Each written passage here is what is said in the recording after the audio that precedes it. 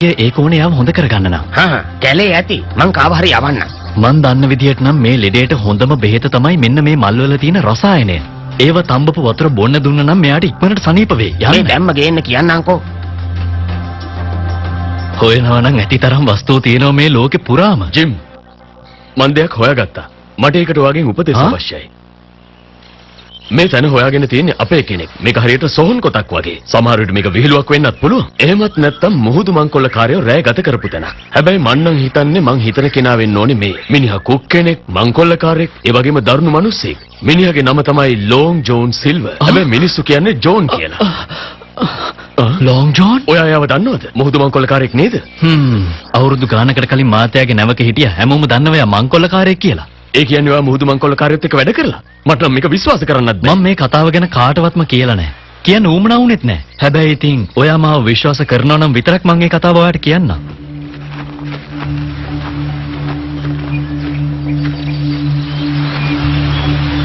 අවුරුදු ගානකට කලින් ලොන් ජෝන් නැවක කුක් කෙනෙක් වෙලා හිටියේ. වෝරස් කියන රුවල් නැවේ. ඒ නැවේ අයිතිය තිබුණේ ෆ්ලින්ට් කියන කැප්ටන්ට.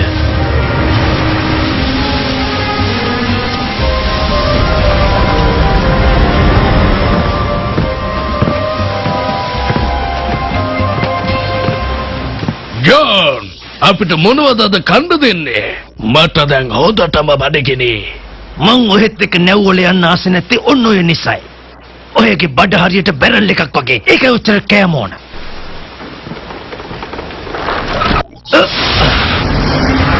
අද නම් ඔහි හරිම වාසනාවන්තයි. ලොකු මාළු දෙන්නේ බෙදලා දෙන්නම් බඩ පිරෙන්න කන්න. මාළු දෙන්නේ? ඔහෙට ඒකත් මදි නම් ගෝවා ගෙඩියක් තමයි තම්බලා කන්න දෙන්න වෙන්නේ. වෝරස් නැව යාත්‍රා කළේ කැරිබියන් මුහුදේ රහස් දූපතක් හොයාගෙන.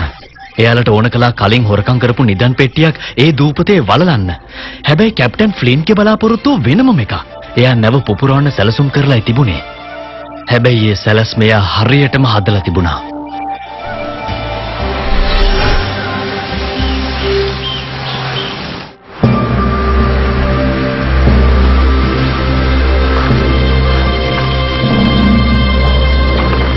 නැවේ හිටපු සේවකයෝ ඉතුරු කරලා කීප දෙනෙක් විතරයි මේ වටිනා වස්තුව හංගන තැනට එක්කන් යන්න සැලසුම් කරලා තිබුණේ. හැමෝම දැනගත්තාම ඒක රහසක් වෙන්නේ නැහනේ. සැලසුම කොච්චර සාර්ථක වුණාද කියනවනම් ෆ්ලින්ට් කිසිම කරදරයක් නැතුව දූපතට ඇතුල් වුණා. ෆ්ලින්ට්ගේ සැලසුමට අනුව දූපතට ගියාම නැව පේන දුරක ඉඳලා එයාගේ තුවක්කුවෙන් වෙඩි තියලා නැව පුපුරවන්නයි බලාපොරොත්තු වුනේ. ඒ වුණාට ජෝනුයි බිල්බෝනුයි දෙන්න ෆ්ලින්ට්ට වඩා බුද්ධිමත්ව වැඩ කරපු නිසා ෆ්ලින්ට්ගේ රැවටීමට ඒගොල්ලෝ අහු වුණේ නැහැ.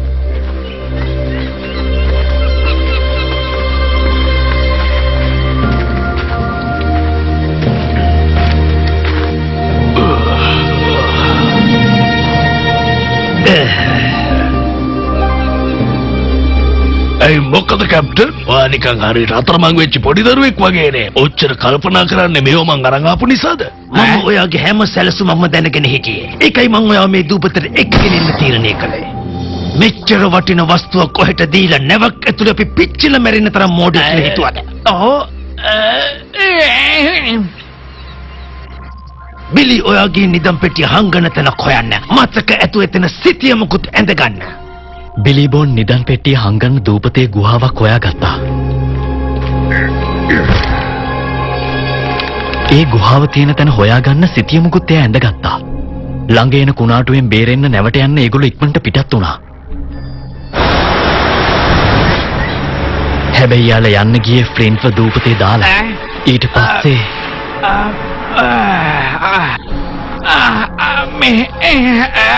මේ දැන් නැද්ද මිනිස්සු මම බයිපාස් එකක් කළා. මම ඔයට ජීවිතය දුන්නේ. කවුද? කතාවනවා. දැන් නැගිටිනවා. කවුද ඔය හැංගිලා කතා පවත්වන්නේ? කිව්වා නේද නැගිටින්න කියලා. උලංගාවන පැත්තට යන්න. එතකොට මාව හම්බ. උලංගාවන පැත්තට යන්න මම සරුංගලේ යන්න. උලට එනවා.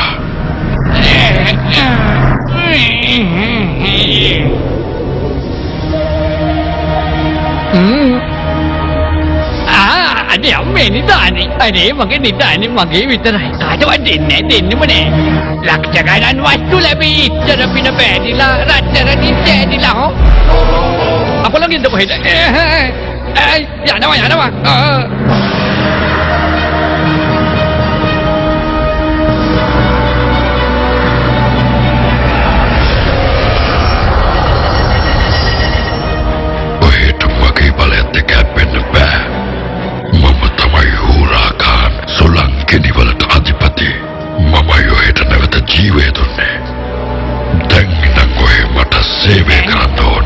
සේවය කරන්න ඕනේ මම ඔයාට. ඒ මොනේ හේකටද? මං කාගේවත් වහලෙක් වෙන්නේ නැහැ. එහෙනම් අපි මෙහෙම විසඳගමු. අනේ අපි තමුන්ගේ හදවත පාලනය කරන්නේ මමයි. නැත්තම් ඒක නවතේ. අනේ මන් දන්නේ මොනවා කියනවද කියලා. ගොඩක් දේවල් ඉස්සල්ලාම නිදානේ. එපා. ඒක රත්තරන්යි මටයි. ඒවත් දැම්මම පෙට්ටියට දාන්න. නැත්තම් ජීවිතේ නැති වෙයි.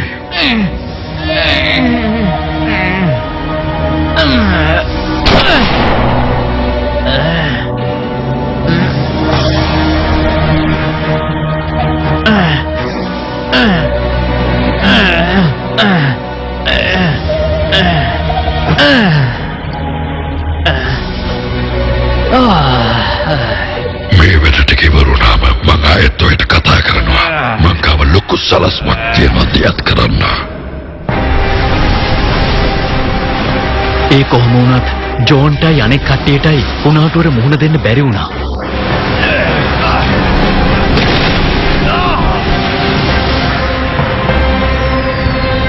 කුණාටුවෙන් නැව මුහුදුබත් වුණා.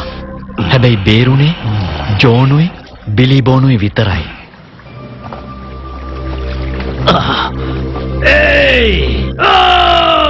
එයාලව බේරගත්තේ බ්‍රිතාන්‍ය වෙළඳාම යන නැවක්.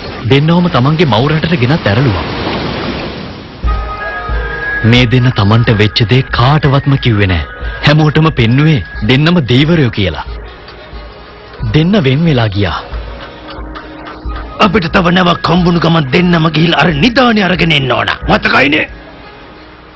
ඔයා තව මොකුත් කියන්න කලින් ඔය ආත්ම කියන්නේ ඇත්තක්ද කියන්නේ? ඔව් මං කියන්නේ ඇත්ත. ඒකනේ මං කිව්වේ ඔයා මාව විශ්වාස කරන එකක් නැහැ කියලා.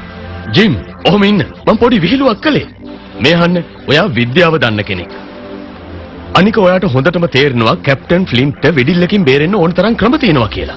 ඒත් භූතාත්මයක් ඇවිත් එයාව බේරගත්ත කියන කතාව නම් මට නම් කොහෙත්ම විශ්වාස කරන්න බෑ. ඔයා හිතන්නේ මම මේක දන්නේ නැහැ කියලාද? මං දන්නවා මේ දේවල් විකාර තමයි කියලා. ඒත් සමහර දේවල් තියෙනවා විද්‍යාවෙන් එහාට ගියපු. හැබැයි ඒව කවදාවත් සාමාන්‍ය දේවල් වෙන්නේ නැහැ. මට සමා වෙන්න මං දැන් යනවා. ඔයාට ඕන වුණොත් මට කතා කරන්න. ජිම්, ඔහොම ඉන්න.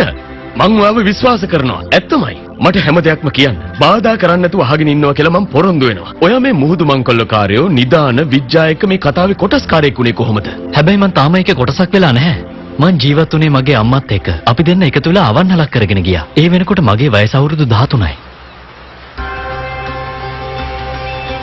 ජීම් ඉක්මනට දර ටික ගේන්න. මම මේ පොඩ්ඩක් මුහුද දිහා බලන් හිටියා අම්මේ. මං ඉක්මනට මේවා ලෑස්ති කරන්න ඕනේ. අද කවුරු එයිද දන්නේ නැහැ. ඔයා කාමර හොඳට සුද්ධ කළානේ? ඔව් මං සුද්ධ කළා. ඒ වුණාට තුන්වෙනි කාමරේ ඇඳේ කකුලක් කැඩිලා. මොකක් හරි ප්‍රශ්නයක් හැමදාම. මට මේ වෙලාවේ වඩුවෙත් නම් හොයාගන්න බැරි වෙයි. මං කරන්න. මට පුළුවන් ඒක හදන්න. පරිස්සමෙන්.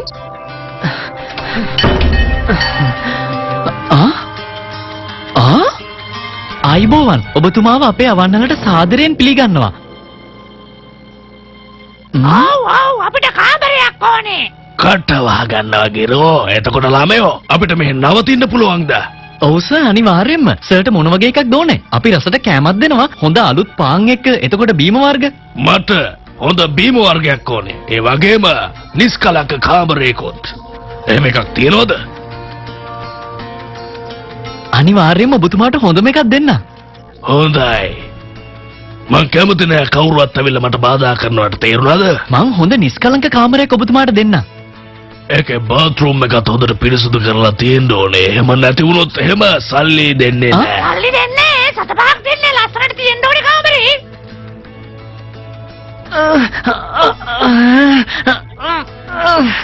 අපිට කරදර කරන්න කවුරුවත් ඉවන්න එපා. ඔන්න කිව්වා. අන්න එහෙමයි උනේ යාළුවනේ. හැමෝම හිතුවේ මෝරමාව කාලා මරලාදායි කියලා. මම දැනගෙන හිටියා ඌ ගැන හොඳටම කටින් අල්ලලා කැපුවා ඇන්න බඩට. චන්දියා වගේ ආපු එක මැරිලා ගියා. බොරු කියනවා කියලා හිතුවද? අනේ නෑ සර්. එහෙම දෙයක් නෙමෙයි. අපි ඇත්ත කියලා දන්නවා. ඔව් ඇත්තමයි. ඒ වගේ මිනිමොරු දහස් ගාණක් මගේ මේ අත් දෙකෙන් අල්ලලා ඉවරයක් කරලා තියෙනවා. මේ මිනිස්යාගේ විකාර කියවිල නම් හරිම වැඩි. එයා අනිත් අයවත් බය කරනවා. ඔය වගේ මුහුදු ගමන් යන අයගේ වීර කතා ගොඩක් තියෙනවනේ අම්මේ. මාත් එක්ක එදා සටන් කරන්න 30ක් ආව නෑ 40ක් නෑ 50ක් 100ක් විතර ආවා. හැබැයි ඔක්කොම මම බිමට සමතලා කරලා දැම්මා. ඔය කියන්නේ පට්ටම ඇත්ත. තා මොනවද ඕනේද සර්?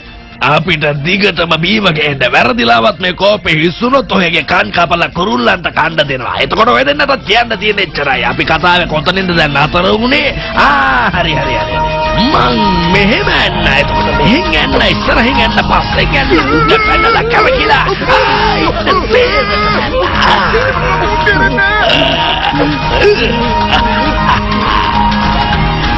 දන්නවනේ. කාටවත් නෑ. මාත් එක හැප්පෙන්න හැපුණු තීවරයි.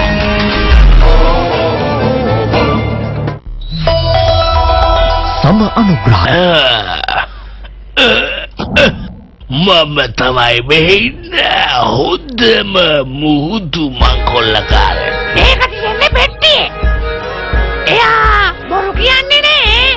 ඔන්න කිව්වා.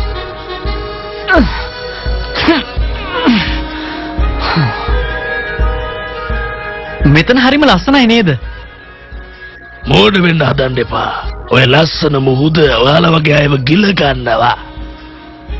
ඔයා ගොඩ කාලෙකින් ඉඳන්ද මුහුදු ගමන් යන්නේ? මම මුලින්ම නවක යනකොට වාටත් වඩා ගොඩක් වයසින් අඩුයි. මම ගොඩ බිමට ගැලපෙන්නේ නැහැ. එහෙනම් ඉතින් ඔයා මොනවද මෙහෙ කරන්නේ? මම හොයනවා අලුත් නවකුයි එකට හරින සේවකයෝ ටිකකුයි අලුත් ගමනකට. ඉක්මනින්ම. අම්මෝ කියන බොරු. කටවහ ගන්නවා. එතකොට ඔයාලා මෙයා ගිහිල්ලා තමන්ගේ වැඩක් බලා ගන්නවා. පැල ටිකක් හිතව ගන්නවා.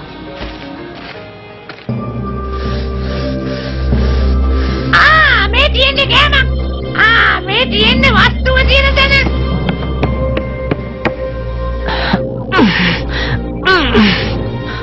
මේක නෙවෙයි. ඔය කියවනවා වැඩි කියනවෝ.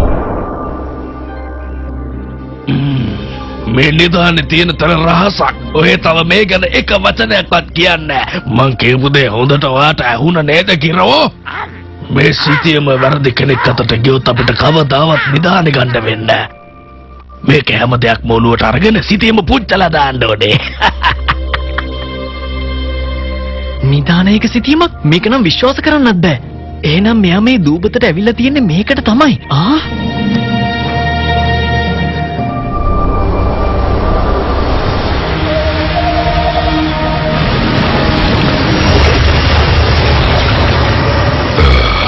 උතුර දෙන විශාලම දිවයිනට ඊට පස්සේ මොනවද කරන්න ඕනි මම? මුලින්ම ප්‍රධාන නගරයට ගිහිල්ලා ආණ්ඩුකාරයව හම්බෙන්න. ඒතර ටික මං ආවම කියන්න.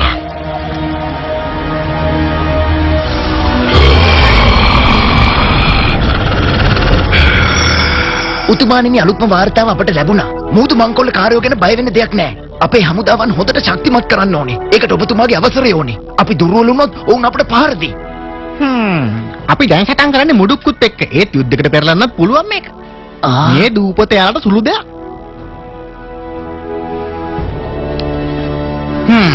මේ විදිහට තීරණ ගත්තාම ඉතින් කාටවත් වර්ධන එකක් නැහනේ. කොහොම කියත් මමයි ආණ්ඩුකාරයා.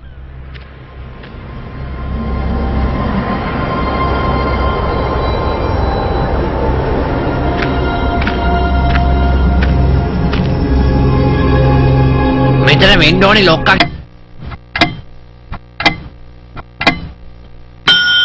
ඔබේම ප්‍රියයන් ඔබේ ප්‍රථම රාජකාරිය කරගන්නට අමතක නොකරන්න. කිව්වට නෑ. ඒයි හෙල්ලෙන්නේ. අපි ඔහෙව කලින් දැකලා නැහැ. කියනවා තමුන් කවුද කියලා. ඔයාලා මේ ගමේ චණ්ඩිද?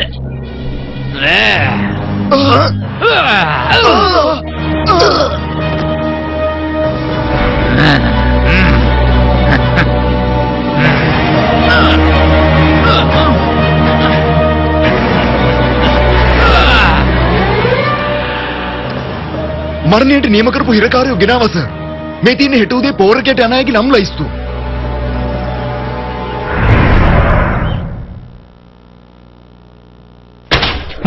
කවුද තමුන්?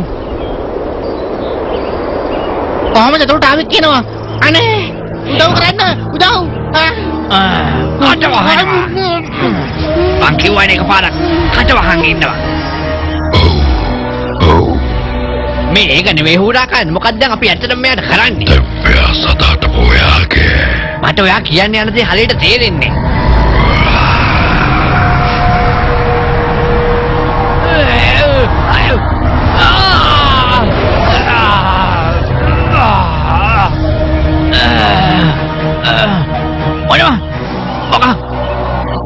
මොනවද ඔහෙ මට මේ කළේ? මෙයා තමයි මේ රටේ නීති හදන්නේ. දැන් තමුන්ට තමයි මේ බලතල හිමි වෙන්නේ. හැබැයි මං කියන විදියට එතකොට අර හිටපු ඇත්ත ආණ්ඩුකාර අයියට මොකද වුනේ? එයාගේ ආත්මය දැන් ඔයා තුලයි තියෙන්නේ. ආයෙ කවදාවත් මේ ලෝකෙට එන්නේ නෑ. එතකොට මම තමයි දැන් ආණ්ඩුකාරයා. එන ඡන්දෙට ඉල්ලුව නම් වැඩේ කොට. ඔයා කියන්නේ කොහොමද ප්‍රාදේශීය මන්ත්‍රී කෙනෙක් වුණත් වාහන පර්මිට් එක හම්බ වෙනවනේ. දැන් ඔය තමයි මේ දූපතේ ඉහළින්ම ඉන්න පුද්ගලයා. මේ රටේ හැම නීතියක්ම හදන්නේ තමුන්. හැබැයි මගේ අනසකට යටත් වෙන්න ඕනේ. මේකයි මට ඒක ටිකක් කරන්න අමාරුයි. අපේ ආච්චියම මට කියලා තියෙනවා අසරණ මිනිසුන්ට ගහන්න එපා කියලා. මං ඔයට අසීමිත බලයක් දෙනවා. හැබැයි මගේ පාලනය යටතේ. එතකොට හැමෝම තමුන්ට යටත්. දැනට ඔයාගේ පාලනය යටතේ ඉන්න මිනිස්සු දැනගන්න ඕන. මොහොත මංකොල්ල කාර්යත් එක්ක සටන් කරන්නේ බොරුවට නෙමෙයි කියලා. ඊට පස්සේ කරන දේ මං පස්සේ කියන්නම්. මට විරුද්ධව වැඩ කරන සෑම දෙනාටම අද ඉඳන් මරණය. මම තමයි දැන් ආණ්ඩුකාරයා. අර ඉන්නේ පහළ ගෙදර ගුණේ අයියා නේද?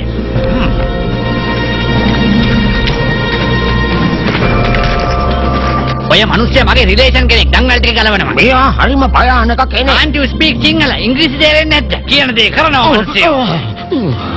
හොඳයි. ඔබ කියන දෙයක් උතුමාණනේ මං කරන්නම්. හරි. දැන් මාත් එක්ක එන කතා කළාද? කමාන්ඩර් මම මගේ තීරණය වෙනස් කරා. ඔය ඈත මුහුදු වල ටෝලර් බෝට්ටු කෑලි දාගෙන මාළු වලන මුහුදු මංකොල්ල කාරයින්ට කවදාවත් ආයේ මුහුදු වලට ඇතුල් වෙන්න බෑ. වැරදිලාවත් ඒගොල්ලෝ අපි කියන දේ ඇහුවේ නැත්තම් සෝ සෝරි නෝ වොරි කියලා වෙඩි තියලා දාන්න. මොකද මුහුදු මැද්දේ වෙඩි තියුවට කාටවත් පේන්නේ නැහැ. තේරුණාද ඔහෙට? වෙඩි තියන්න මට තේරෙන්නේ නැහැ. මමයි හමුදා අන්න දෙන්න මේ දූපතේ.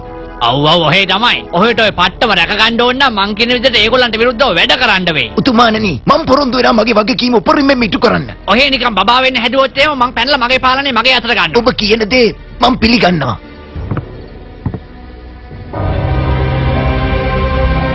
මේ ඉන්න වැදගත් මිනිස්සයාත් ඔබතුමාගේ ඔය රහස් සැලැස්මේ කොටසක්ද? මට කියන්න උතුමාණනි.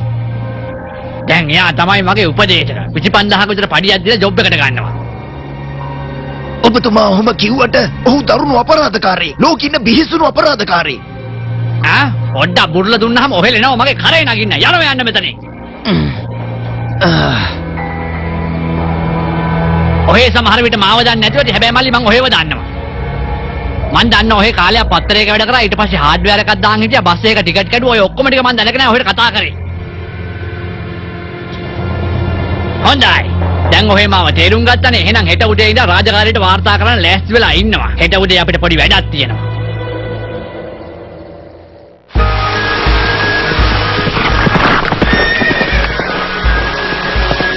මම රුවල උඩ නැගලා පැන්න මොරගෑගේ උඩට. ડોක්ටර් ලිවර්සි ඔයා වැස්සෙම ඇවිල්ලා. කොහොම වුණත් මට ගෙදරට වෙලා නිදහසේ ඉන්න පුළුවන් කමක් නැහනේ. අර රොබර්ට්සන් කියන මිනිස්සයා ආයෙම අසනීප වෙලා. හොඳට අහගන්න ජිම්. මම හදිස්සියේ හරි එන්න ප්‍රමාද වුණොත් කෙනෙක්ගේ පෙනහළු පිළිකාවක් එහෙම නැත්නම් අධික උණක්, හුස්ම ගැනීමේ අපහසුාවක්, කොඳුයට පෙනෙන වේදනාවක් මං කැමති නෑ බාධා කරන අයට. මම කලින් ඔයාලට කිව්වා වගේ. ඔයලා මං කියන දේ අහන්න නේද? කොච්චර කිව්වත් අනේ දිගට මේ ගැන කියන්න. මම හුඟක් කැමති මූද මැද්දේ සිද්ධ වෙන කතාන්දර අහන්න. ඔහෙත් මාත් එක්ක කතා බහ කරන්න එනවද?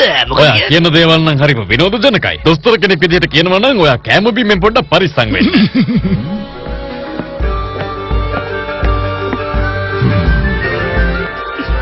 මම එහෙම කිව්වේ ඔයාගේ පෙනුමෙන්. ඔයාට මොනවද පේන්නේ ජි? මෙයාගේ හැමේ පාට අනුව ඔයාට මොනවද කියන්න පුළුවන් මෙයා ගැන? ඔයා හිතන දේ හරි ડોක්ටර්. එයාගේ හැම බීම නිසා අලු පාටකට හැරිලා තියෙන්නේ.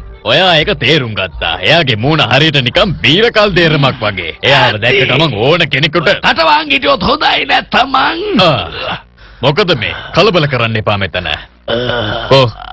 අපි බලමු දිව. මගේ වෛද්‍ය නිගමන වලට අනුව මෙයාට දැම්මම කැරට් සුප් එකකුයි හොඳ කෑම වේලකුයි දෙන්න ඕන. මෙන්න මරන් ගන්න. මේ බිලි ගොන්ට කරන්න ඕනේ මොනවද කියලා කවුරුත් කියලා දෙන්න ඕනේ නෑ. මේක කාටවත් බව දෙන්නේ නෑ. ඒකනේ ඇත්තේ වදේ නැතුව අපිට. එයා යාගේ ජීවිතෙන් පාඩමක් ඉගෙන ගනීවි. ඔයාට පුළුවන් නම් පුස්තකාලෙන් හොයාගෙන පොත්පත් කියවන්න. මම දන්නවා ඔයා කියවන්න හුඟක් ආසවිත්තිය. මම ඒකට කැමතියි. ස්තුතියි සර්. බොහොම ස්තුතියි ලිවසි මහත්තයා. ජිම් ඉගෙන ගන්න ලැබෙන අවස්ථා කවදාවත් මග අරින්න එපා. අම්මට ඕන කරන්නේ එයා කියන විදිහට පාඩම් කරලා මං හොඳට ඉගෙන ගන්න එක නේද? සුබ සන්ධ්‍යාවක් සර්. ඔබතුමාට මොනවද ඕන කරන්නේ? මට කාමරයක් ඕනේ.